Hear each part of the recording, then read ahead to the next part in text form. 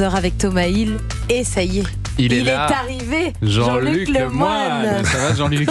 Oui, très serein. Oui, pas du tout énervé. Un tout petit peu excédé. Mais tout à fait, je trouve que c'est tellement bien organisé, c'est bien qu'ils aient prévenu tout le monde que ça allait être fermé, le périphérique, et faire 11 km en 2 heures, c'est super. C'est vraiment bonne moyenne. Bon, c'est bien. Moi, vous m'avez manqué, ça fait si longtemps qu'on n'a pas fait d'émission ensemble. Exactement, je me réjouissais de retrouver Virginie, et voilà. Eh ben, elle est là, Virginie Giraud, également notre historienne d'Europe 1, et vous vous apprêtez à animer à partir de 18h aujourd'hui une émission en live sur YouTube consacrée donc aux 80 ans du débarquement, avec un angle original, puisqu'avec la spécialiste du cinéma d'Europe 1, Laurie Choléwa, vous allez vous demander si le débarquement s'est vraiment passé comme on nous le raconte dans les films, c'est ça l'idée? Exactement, on a pris le jour le plus long, le soldat Ryan, et on va analyser tout ça par le prisme cinématographique avec Laurie et historique avec moi. Donc ça va donner de grands débats, d'ailleurs l'émission dure 2 heures, et ce qui est formidable, c'est que les spectateurs peuvent nous poser leurs questions en direct, c'est l'intérêt du YouTube Live. Et alors quand on pense au débarquement, effectivement il y a ce film culte qui vient en tête et qui vient de repasser d'ailleurs avec succès à la télé.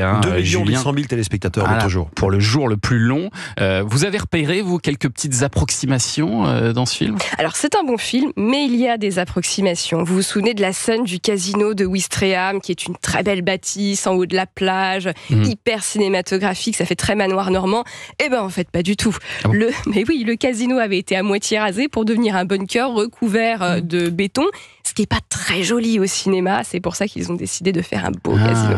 Et la fameuse scène où on voit ce parachutiste accroché au clocher de l'église, là, ça existait ça? Ça c'est vrai, parce que le parachutage a été fait un peu n'importe comment. Donc les parachutes, ils sont arrivés sur le côté ouest du front, largués assez en amont du débarquement, mais c'était n'importe quoi. C'est-à-dire qu'il y en a qui ont atterri à 13 km du front, et il y en a un qui a réellement atterri sur le clocher de Sainte-Mère-l'Église. Ouais, comme Jean-Luc Lemoine ce matin, effectivement.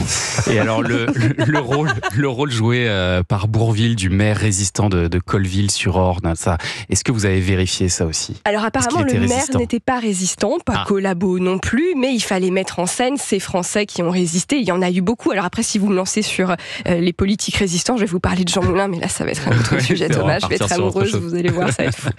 Non, mais c'est intéressant quand même de voir un éclairage historique sur un grand film comme ça. Alors moi, ce qui m'intéresse, c'est notamment les tenues. Et d'ailleurs, vous en portez aujourd'hui une tenue, Virginie Giraud. On peut vous voir sur europe1.fr si vous voulez suivre l'émission. Est-ce que toutes les tenues, tous les uniformes sont conformes dans les films qu'on regarde? Alors ils sont plutôt pas mal, notamment pour le jour le plus long, parce que le réalisateur a été demandé de l'aide à l'armée américaine. Donc ils sont venus avec leurs costumes. En fait, les figurants, ce sont des militaires dans ce film. Par contre, il n'a pas convoqué l'armée canadienne, et ce qui fait qu'aujourd'hui, tout le monde a oublié que les Canadiens ont participé au débarquement. Ils avaient leur propre plage, et ils ont sans eux, sans les Canadiens, la journée la plus longue aurait duré encore plus longtemps. Et vous, c'est quoi votre uniforme là? Alors moi, c'est un calot de l'armée américaine, d'officier, et la veste, alors c'est une petite tricherie sur la veste, faut que je vous raconte. J'ai demandé à un ami dont je sais qu'il a une grande garde-robe, emmène-moi une veste américaine 2e Guerre mondiale, il me l'emmène, on la pose chez moi, il la regarde, il fait « j'ai un doute ». Et en fait, c'est une veste de l'armée française, post-guerre, mais elle m'allait plutôt pas mal. D'ailleurs, très bien. En vous voyant comme ça, je me dis qu'on a oublié aussi qu'il y avait beaucoup de femmes qui ont participé au débarquement. Qu'est-ce qu'elles ont fait, les femmes, sur le débarquement? Elles arrivent à l'arrière parce qu'elles sont souvent dans les unités médicales. Et il y avait notamment les Rochambeau qu'on a oubliées. Ce sont des femmes qui se sont engagées comme infirmières et qui ont suivi De Gaulle et la 2e DB. Et c'était des sacrées guerrières. Et alors, autre film dont vous allez aussi parler ce soir avec des scènes de reconstitution historique fabuleuses, c'est Il faut sauver le soldat Ryan. Ça, c'est une histoire vraie quand même. Il a vraiment existé, ce soldat Ryan, et ses frères aussi, non? Alors, pas tout à fait. C'est inspiré d'une histoire vraie, mais il s'agit bien effectivement de 4 frères qui ont été envoyés à la guerre. 2 sont morts et un a été fait prisonnier. On le croyait mort. Donc, on s'est dit, on va récupérer le 4e et on va le mettre dans une unité non combattante. Mais on n'a pas envoyé une troupe pour sauver le frère en question, on l'a juste démobilisé. Et puis il s'avère que le 2e frère qui était prisonnier, en fait, était vivant.